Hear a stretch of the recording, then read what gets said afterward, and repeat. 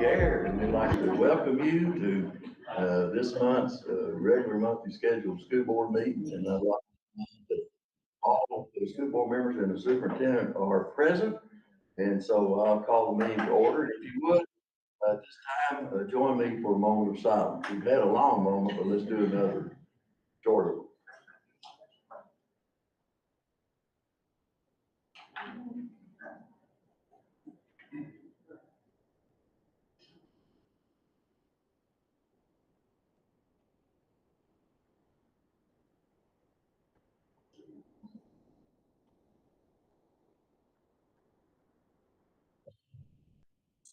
Thank you very much. If you're able, would you stand and join me in the pledge to the flag?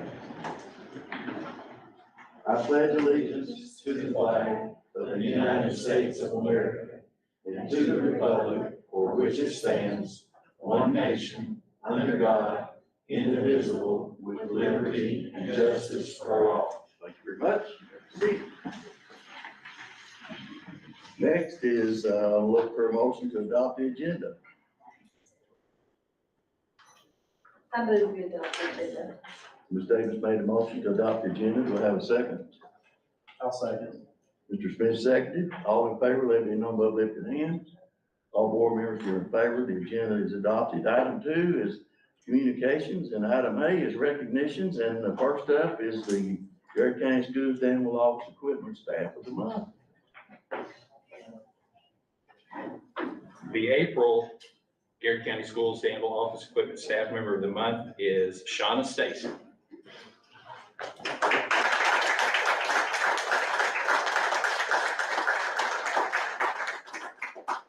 Shauna is the CDR cafeteria manager, and she seamlessly blends organization with care in her role. Beyond serving meals, she forms genuine connections with the kids, making them feel valued. She extends her warmth to the staff and adds a personal touch by serving homemade ranch dressing with adult salads, fostering a sense of community and comfort in the cafeteria. Moreover, her dedication shines through in thoughtful gestures like passing out Easter eggs with prizes to every student and baking cakes for Read Across America Week, spreading joy and camaraderie throughout the school. Congratulations, Ms. Stacy, and thank you for making a difference at CDR.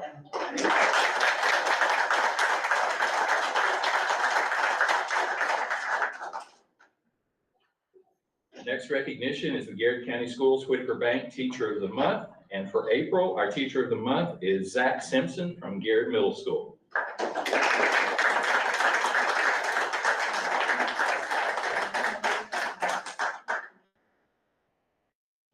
Mr. Simpson is being recognized for his exceptional organization, instructional ability, and creativity in engaging students.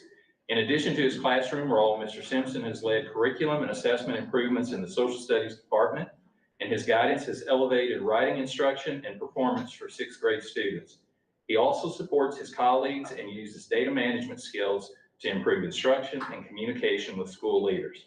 Mr. Simpson's dedication, innovation, and collaborative spirit make him a deserving recipient of this recognition. Congratulations, Mr. Simpson.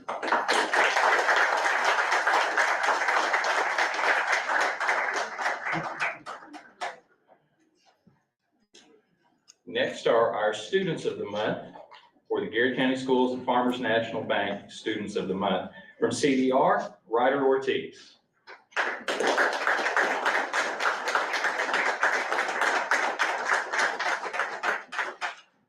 Ryder is a student that any teacher would love to have in class. He always has a smile on his face and is willing to tackle any task with a good attitude. He always gives his best effort and is often seen helping others when he notices they may be struggling. He's a natural leader and a great role model to his peers at CDR, and CDR is thrilled to have him as one of their students. Congratulations, Ryder.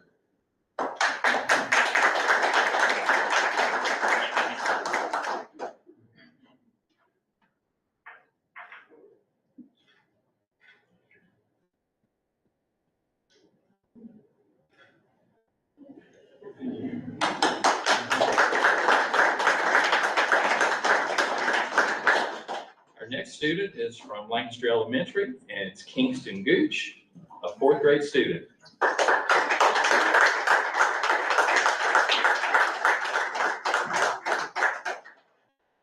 Kingston is a student who embodies resilience, kindness, and determination. Every day he arrives eager to learn, contributing positively to the classroom and offering a helping hand to those in need. Through his remarkable progress and unwavering kindness, Kingston proves that with dedication and a compassionate heart, anything is possible. Congratulations, Kingston.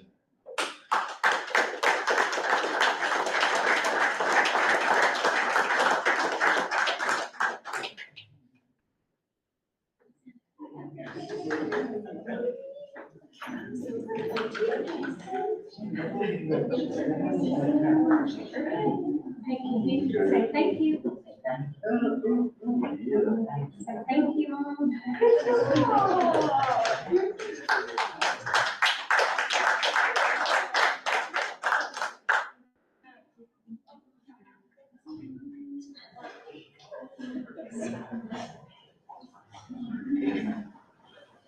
Our next student of the month from Paint Lick Elementary is Morgan No.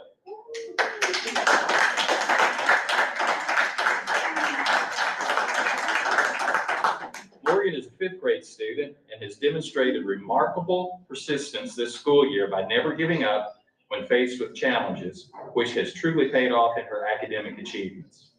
Her inquisitive nature shines through in class discussions, showing a genuine thirst for knowledge.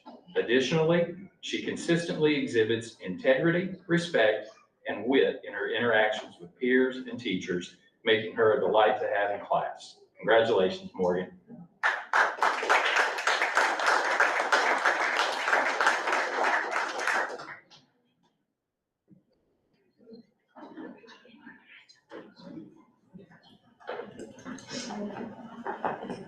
The next student of the month is from Garrard Middle School, and it's Aubrey A.J. Evans.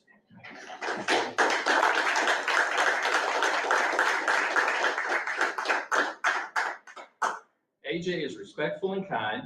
She's always friendly to her classmates and helps those around her. She's kind-hearted and listens to those around her, and she's a team player. These behaviors exhibit the qualities necessary to be a great student, but also a great person. Congratulations, AJ.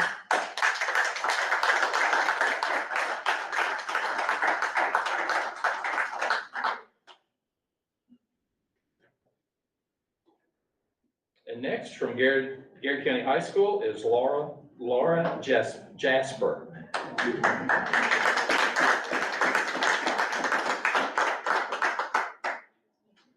Laurel is a senior and has been an exemplary role model at GCHS. She's earned the status of dual post-secondary ready by hitting benchmarks on her ACT and passing her EOP in culinary. She's very active in the marching band and works hard in giving her time to serve our community through the culinary program experiences. She has the opportunity to lead GCHS with 15 hours of dual credit, and she's a leader who has worked hard in the classroom and on the field to develop strong leadership skills. Thank you for being a positive attitude and establishing a culture of excellence at GCHS. Congratulations, Laura.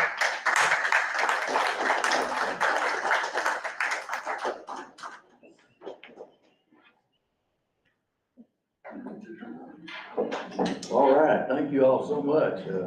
Item B is site-based decision-making minutes, and we have access, hopefully our fellow board members have an opportunity to go over those prior to our meeting this evening. Item C is audience comments. Don't believe. Not today, sir. Does any school board member have anything you'd like to say or share? All right, then we'll move on to item E. Superintendent, and if you'll take it over, sir. Sure. Our goals update this month is around our professional development plan for this year, and Mr. Larry Cottle is going to share some information regarding that. You have a handout with that, and it is also attached for anybody who would like to see it from a virtual setting. And so what you guys have is a copy of the 23-24 professional development plan. I'm just going to walk through a couple highlights here on each of these pages. If you look at the first page, it says 3 of 11 there. That's where you should be. This is kind of the requirement page, is what we need to provide for the Kentucky Department of Education. We'll post this right there, and you see in that first paragraph. We'll post this immediately following this board meeting for the public. So it'll be shared via our website.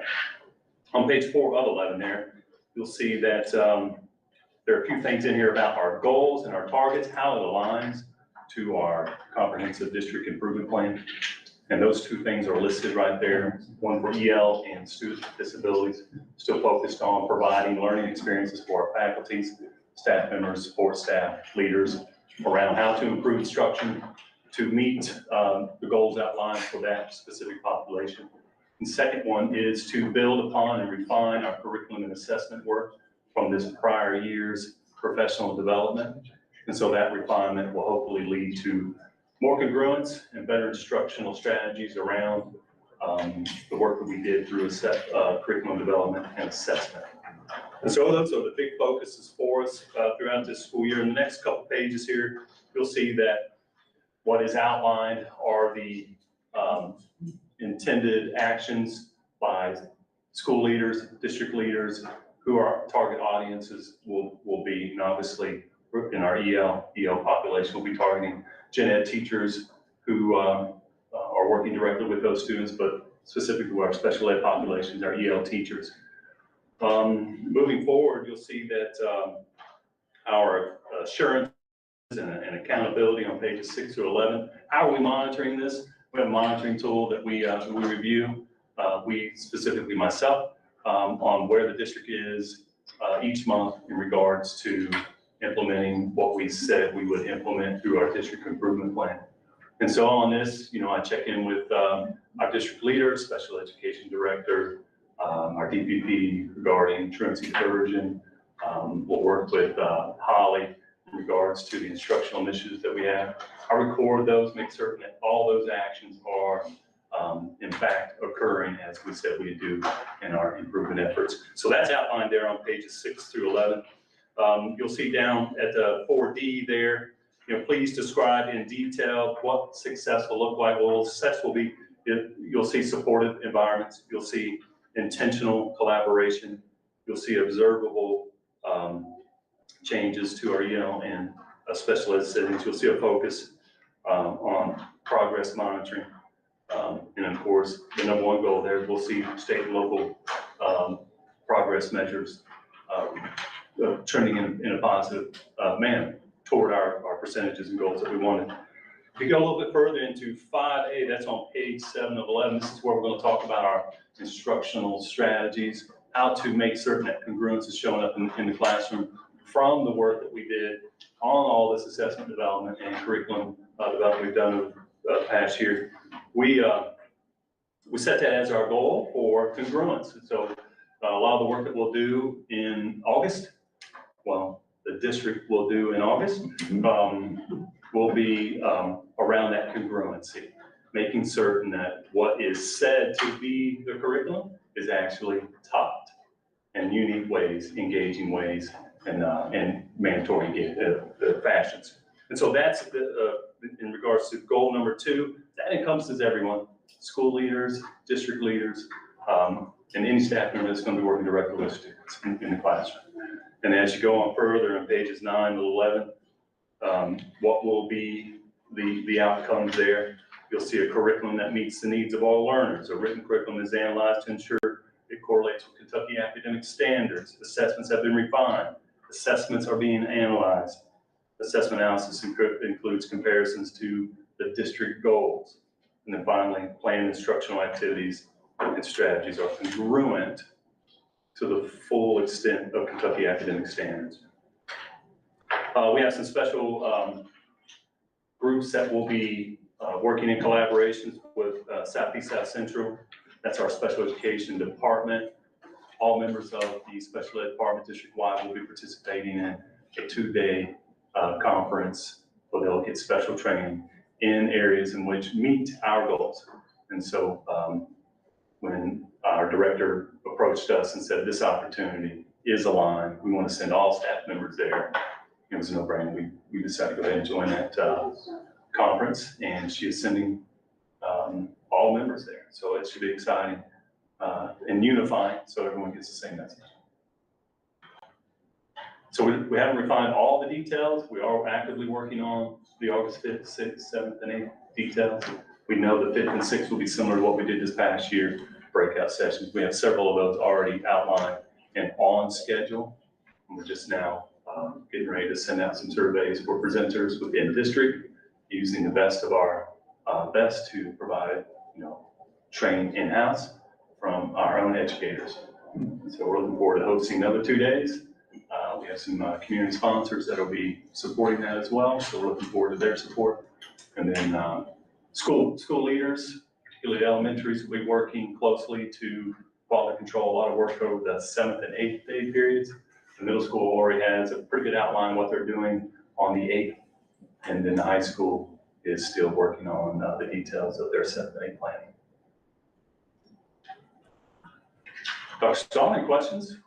Not for me. Okay. If any of you all have questions. Thank you. Appreciate it. Thank you. So one of the things that you can see there is there's a connection between everything that we're doing, from the planning that's going on to then how we're preparing people to fulfill that plan. I don't know if you picked up on it or not, but Mr. Caldwell said the district would be doing something in August. He'll be working with us until July, but then he's decided he's had enough of the world of education and he's retiring and going away. And we hate to see him leave, but we appreciate the 2 years that he has worked with us to help us get to that spot, because he has done a masterful job of working through documents like this and helping us have an understanding. It takes a special mind to do that. Not all of us are gifted with that ability. So he's brought a lot of strength to that. So we appreciate him doing that. Also, we'll compliment him. We told him he could only talk for about 2 or 3 minutes. I think he only took 5. So that's not too bad when we consider the work that he does. So thank you, Mr. Caldwell. Appreciate it. Next up is our construction update.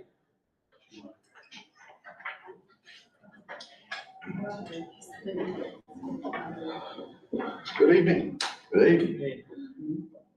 Dr. Stoll has pulled us up a short video that he'll play while I'm kind of giving you a quick update. But since our last meeting, it's been a pretty productive month. The weather's starting to cooperate this time of year, so we're able to start to make some traction. One of the things that we've done is we've completed, if you'll stop right there a second, Dr. Stoll, the area that is lighter just to the left of the student parking lot, that is where your new geo field has been installed. It's all been graded back out. Your geo field is installed right at the very bottom of the screen, just to the left of your cursor is a little dark spot. You'll find that your geofield pit, your well field pit that will serve as the transition from the old field to the new field has been installed, and all of that's completed. We are planning on doing a flush and purge next week. I think that's scheduled for Wednesday. Once that's done, we'll be able to bring your new field online with your old field and complete that action. We've completed all of the roof trusses. If you notice there on the buildings, what we call them B and C, which is your home, home locker room and restrooms, and then your visitor locker room and concession stand. All of the trusses are been completed, and the majority of the roof decking we held back from the ends to let some detailing work on those ends and be completed. The most exciting thing in that picture there, of course, is this area that Dr. Stoll is circling. That is the press box. We have gotten the press box out of the side parking lot, and it is now located and secured on top of your home grandstands where it belongs. We've had a couple of weeks worth of challenges and had to bump the schedule because of the size of crane that has to get in there due to the wet weather, but we have finally had an open window and we've gotten that taken care of. In that photo, you can also see all of the black with the gray in the center. That's the filter fabric, and all of the stone that's over the perimeter drainage that's around your football field. Outside of that, it's a little hard to see. You can see it better on the left-hand side, but there is a concrete curb poured completely around that. That will separate the track and the football field. On both sides of the football field, we have got in place the curbs for the pole vault along the home grandstand side, and then the curbs for the long jump, which is going to be over on the visitor side. We're working now towards pouring the concrete runways that will be between those two long jump boxes and the box for the pole vault. We've continued to work inside of the buildings. Unfortunately, it's a lot, you can't hardly see anything inside of those with the roofs going on, but we're finishing the interior masonry walls. We're doing all of the mechanical and the electrical rough end. As you continue on, you can see the same procedure is happening at the baseball field and the softball field over in the right-hand side. Both of those fields now has the curve. There's a perimeter curve around the outside edge of the baseball and softball infield, separating the infield and the outfield. That black area with the gray in it is still the same thing. It's a perimeter drain that's going to be around both of the fields. In the baseball field, we have gotten the contractors have gotten the backstop foundation poured. It's right in the center. Kind of looks like a little bit of a bird, I guess, if you want to call it that, but with the wings, with all of that foundation is in and complete, ready to start the CMU base on it. Both the softball and baseball fields, bullpens have the curbs poured around those, and the posts in those, inset in those before they were poured, so you'll be able to get the fence in. If you see the dark area in the back of the baseball field, that's where we're starting to spread the topsoil for the outfield. The same procedure is going to happen over at the softball field. You can see a little bit, the pile is already placed over there to be ready to be spread out and starting to roll in. So within the next month, you'll see continuing work on the football field. You'll see this work continue with the dirt being installed on the baseball field and softball field. Some of the other projections that we have will be to complete all the interior CMU walls and get we actually had a pre-install meeting today on the roof. We'll start getting the roof on prior to our next board meeting, where we can at least have the buildings dried in. It won't be your final color roof, but it's what is referred to as ice and water shield that will keep the interior of the building dry, and we can start working toward any interior fit up and structures in there.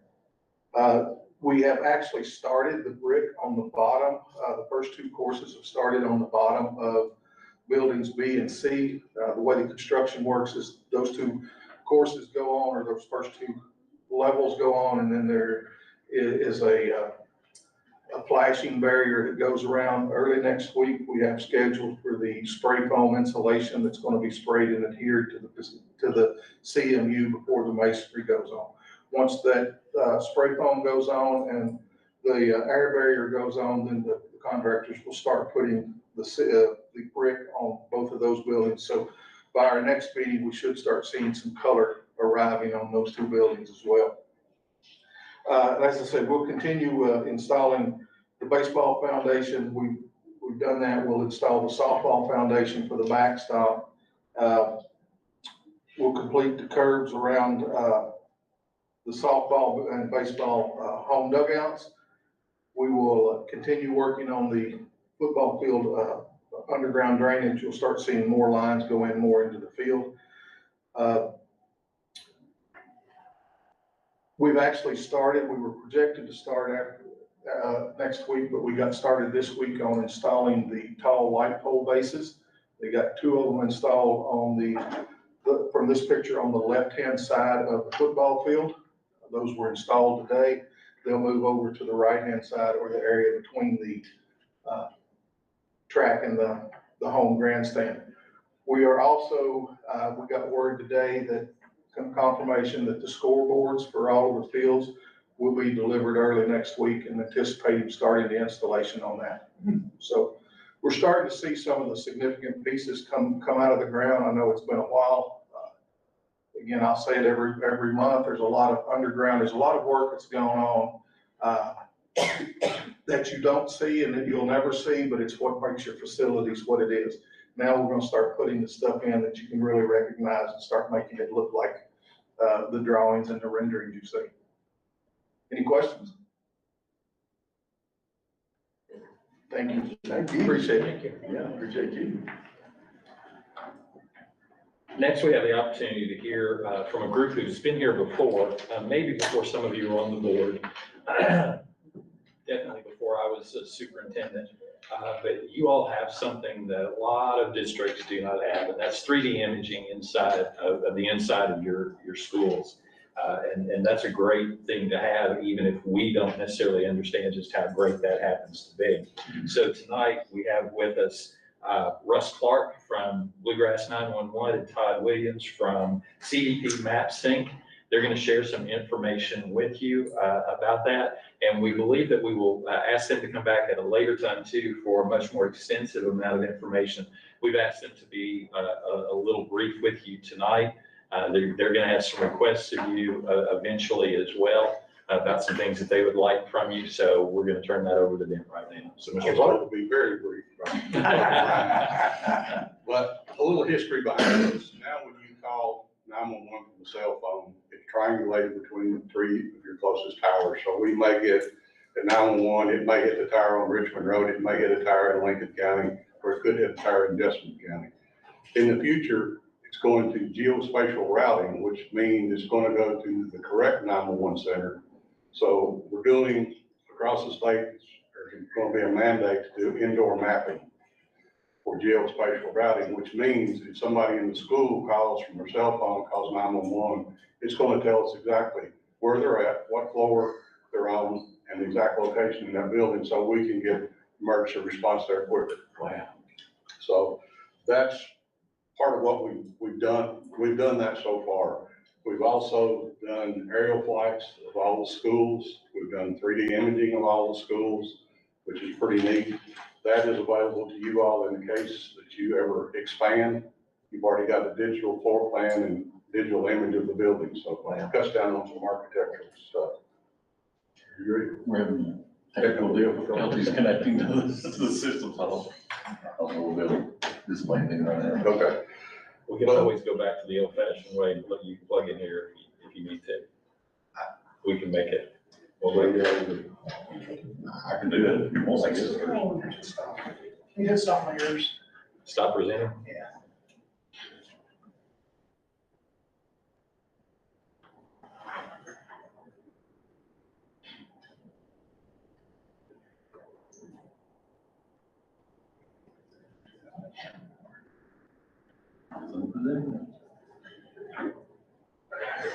And I will say that thanks to Caleb, he was the person that let us into the schools and got all this started. We're the first county in the state to have this type of stuff in the schools, so it's very impressive. As y'all know, Bluegrass 911 is the only regional 911 center in the state of Kentucky. We service 4 counties, and nobody else in the state can say they do that. But the 3D imaging is very important. The aerial photos are very important. And what we're really here tonight for is ask your all's permission in the event that something happens in the schools for us to be able to tie into your video cameras in the hallways. We don't want to monitor them all the time, but in the event something did happen, it would help the responders to be able to click into that camera and we can tell them from dispatch what's going on inside the school. Absolutely. I got that. It's up now. Okay. Yeah, all the schools, have their own basically canvas map, that with the technology Russ was talking about where we scan the buildings to create accurate and current floor plans. And so what we've done is we've created a canvas map for each school. It's small here, but you can see, we do the aerial imagery, like you said, the scanning and everything. So basically what we ended up doing is almost accurate floor plans is identifying each room in a school. And those rooms are actually end up being sub-address points in the 911 system. They have teachers' names and other information. They have room numbers, teachers' names, that kind of stuff. So it's searchable for 911 and the responders. There's also information, like Russ mentioned, if we have the cameras in here, we can actually drop a symbol of the location of where that camera is in the school. That way, in dispatch or responder, they could actually access that and see not only the video, but they can see the floor plan of where that camera, that picture's coming from. So they got a sense of place there. They have a better idea of what they're looking at. There's also, we took 360 photos at the exits, the entrances of the buildings. So again, this is more for, I guess, really for the responders. just being able to know what they're getting into before they get there, in case something happens. So each and every exit has that type of photo available, connected to that campus map. We can put AEDs in there, anything that y'all think is relevant, we can put a point on that and put it inside the building, and we can tell anybody where it is if they need to go get it. The other thing is, the reason we did room numbers and teachers' names is if you have a sub in there, she may not know what room she's in, or she may know who she's subbing for that day. So if she needs 911, she can tell us one of the two, and we can pinpoint exactly where in the building they're at. Or even a student that may call 911, or students down in Mr. Smith's room, or I'm in room 102. The dispatchers can actually find that and go directly to that location, know where they're going immediately.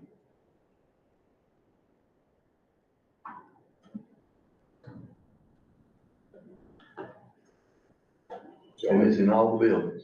There's this one, Yes. Yes, sir. GEC and ATC.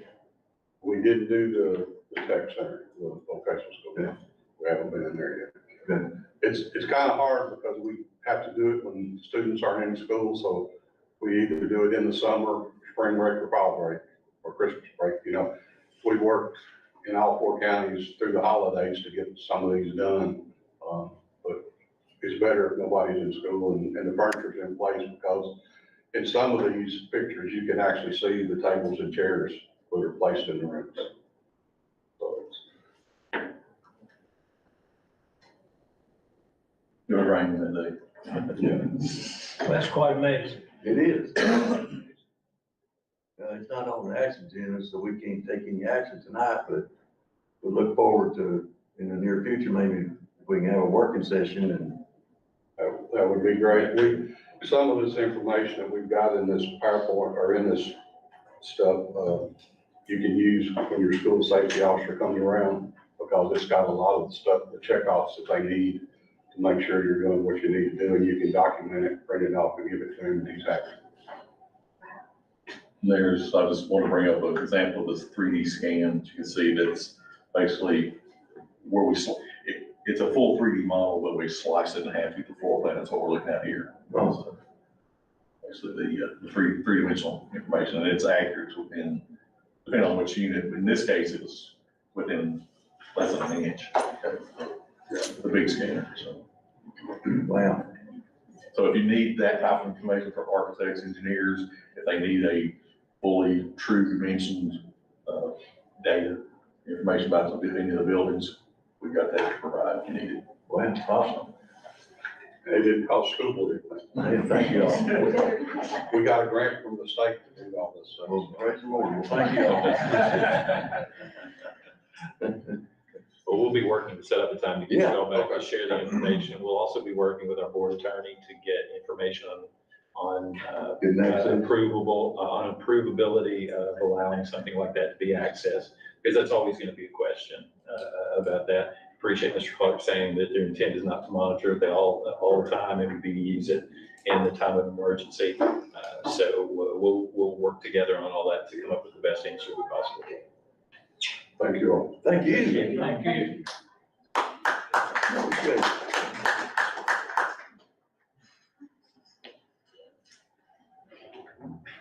And our final report item is just update on personnel changes. If you look at our personnel changes this month, we're very, very limited, which is a good thing. We're glad about that.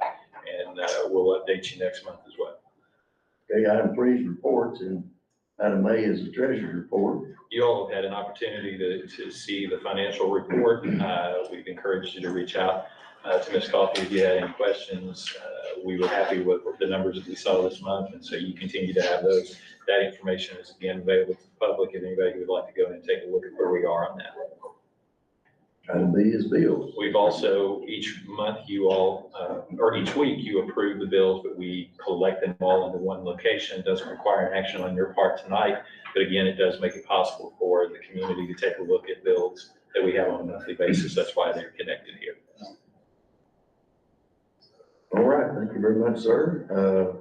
Consent agenda is not very big tonight, so I will, unless any board member has anything you want to pull out, I will entertain a motion to adopt approve the consent agenda. I'll make a motion to adopt the consent agenda. Thank you, Dr. Lamb made the motion. Do I have a second? Second. Mr. Hart seconded. Anybody have any questions or comments on any one of these? All in favor? Let me know by lifting hand. All board members were in favor. The consent agenda is approved, which brings us to the action agenda. And item A is to approve pay application for the high school student athletic fields and facilities. This is your first item on the action agenda each month. We have posted here the pay applications and how that is distributed. You'll also see Trace Creek's amount, and we'll remind you that they created a credit for you this month based on information that they shared with you last month. So I want to make sure that they get credit for the credit that they have provided. So it would be my recommendation that you approve these pay applications for the GCHS project. Thank you, sir. You've heard the recommendation. Do I have a motion? So moved. Mr. Hurt made the motion. Do I have a second? Second. Mr. Smith, second. Anybody have any questions? All in favor, let me know by lifting hand. All board members were in favor. Item A is approved. Item B is to approve the flush and purge contract for GO wells that was mentioned a while ago. So we had shared with you in our one-on-one meetings that we felt like that the maximum cost for this would be $13,500. CNTA continued to work to find a vendor who could do it for less, and they did. It's $10,980. This does tie in to what you heard in the update a few minutes ago to have the flush and purge next week, which then allows us to get our geo field up and running. That timing is really good for us. So it's my recommendation that you approve this contract with Thermal Balance to flush and purge the geo wells at the GCHS project. Thank you, sir. You've heard the recommendation. Do I have a motion? I move we approve the flush and purge contract. Thank you. Ms. Davis made the motion. Do I have a second? I'll second that motion. Dr. Lamb seconded. Anybody have anything you want to say? All in favor, let me know by lifting hand. All board members were in favor. Item B is approved. Item C is to approve combining and updating the game manager positions at the high school. High school is just simply asked to make an adjustment to their system. There's no cost to the board to do this. They're using their own funds to do this. So I would recommend approval of combining and updating the game manager positions at Garrard County High School. Thank you, sir. You've heard the recommendation. Do I have a motion? So moved. Mr. Hurt made the motion. Do I have a second? Second. Mr. Smith seconded. Any questions or comments? All in favor, let me know by lifting hand. All board members were in favor. Item C is approved. Item D is to approve a stipend additions to the Garrard County Schools salary schedule. So there were 4 items that we discovered that we felt like we needed to add. Those are listed for you. It's frontline HR management, an online purchasing coordinator, an elementary STEM coach at each one of our schools, and an EL summer enrichment. We would like to add these. These are general fund costs. They are limited. It's a limited amount that we're adding there. Ms. Coffey has seen those and is fine with those numbers. So it's my recommendation that you approve these stipend additions to the GCHS salary schedule. Thank you, sir. You've heard the recommendation. Do I have a motion? I'll make a motion to approve the stipend additions to the salary schedule. Mr. Smith made the motion. Do I have a second? I'll second. Ms. Davis seconded. Do you have an amount? The total amount for this would be, if everybody has one at the elementary, 5, 6, 7, $12,000. About 12. Okay. Any other questions? All in favor, let me know by lifting hand. All board members were in favor. Item D is approved. Item E is to approve the Garrard County School salary schedule for the 24-25 school year. We did those 2 items before we got to this so that they could be part of this approval. You have connected, you have at your site, the new salary schedule. We'll be linking that to the district webpage tomorrow if you approve this. This salary schedule takes into consideration all the things that have happened with the legislative session and the amount of funds that have been made available. We have come to you with a request for this salary schedule to show a 4% raise for all of our staff next year. We're thankful that you're willing to entertain that idea. It is a tad of a stretch for us, but we think that it's something that we can do and should do. And on the next item, you'll hear that we'll also be adding staff back into our schools as well. So rather than do one thing or the other, we're going to be able to do both of those things. So it's my recommendation that you approve the the GCS salary schedule for the 24-25 school year, including a 4% raise. And may I say, we wish it could have been more, but we need something that we can sustain. So you've heard the recommendation. Do I have a motion? I'll make a motion. Dr. Lamb made the motion. Do I have a second? I'll second it. Ms. Davis seconded. Any questions, comments? All in favor, let it be known by uplifted hand. All board members were in favor. The salary schedule is approved with a 4% raise. Item G is to approve site-based decision-making allocations for the 24-25 school year. You all saw draft allocations back in January, and they were very tight. We asked our principals to look at that and see what they could do with that amount as we waited to see what the legislature would do. Having done their due diligence and providing good insight to us on why they need funds and how they would use those funds, we would like to take the draft that you saw and add one additional staff person to each of the buildings, and at the same time, raise the amount of money for each student from $100 per student to $140 per student. That's my recommendation, that you approve these new SBDM allocations for the 24-25 school year. Thank you, sir. You've heard the recommendation. Do I have a motion? I move we approve the site-based allocations. Thank you, Ms. Davis made the motion. Do I have a second? I'll second. Mr. Smith seconded. Any questions? All in favor? Yes. All in favor, let me know by lifted hand. All board members were in favor. Item F is approved. Item G is to approve the PASS program. Lancaster Elementary has every right to choose how to use their allocations, and they would like to take one of their allocations and combine half of that allocation with the special ed funding to create a PASS program position. You don't get to approve them doing that, but we have to have that position in order for them to be able to move it there. So my recommendation to you is that you approve this PASS program position for LES. Thank you, sir. You've heard the recommendation. Do I have a motion? So moved. Mr. Hurt made the motion. Do I have a second? I'll second it. Ms. Davis seconded. Anybody have any questions? Would you tell us what PASS means? So PASS is positive approach to student success. It's an opportunity for a student who is having a difficult time in a classroom to be able to step into an environment where they can get some additional support and then quickly get back into the regular room without having to be assigned to that room on a full-time basis.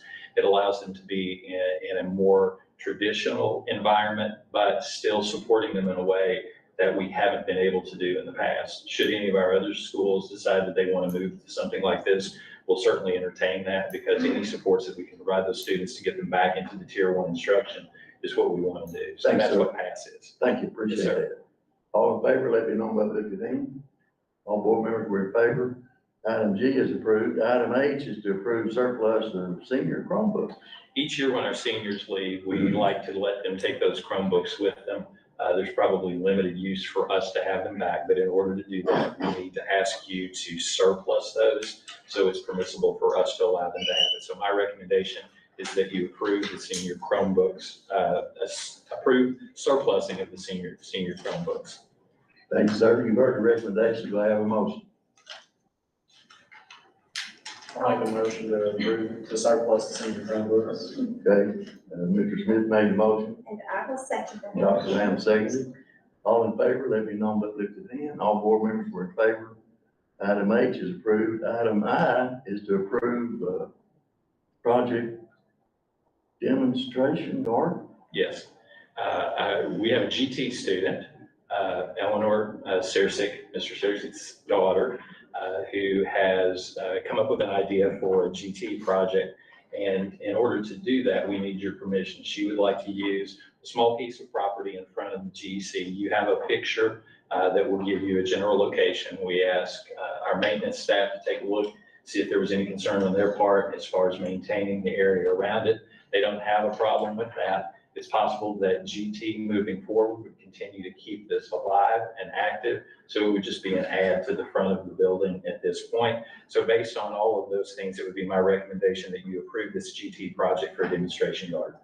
And I noticed when I went over the agenda this afternoon, that everything's in it. It is.